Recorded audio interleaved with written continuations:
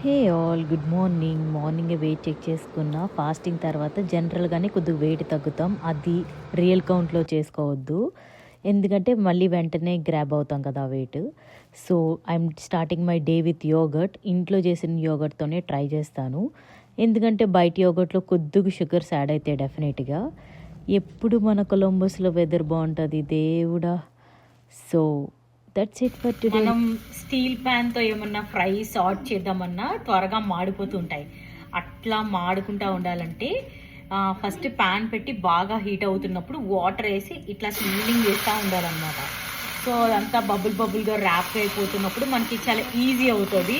Fry చేసుకున్నప్పుడు అది కూడా ఏమి మాడకుండా చాలా బాగుంటుంది. సేమ్ లైక్ నాన్ స్టిక్లో ఎట్లా చేసుకుంటామో అట్లానే ఉంటుంది. So let's do for dinner.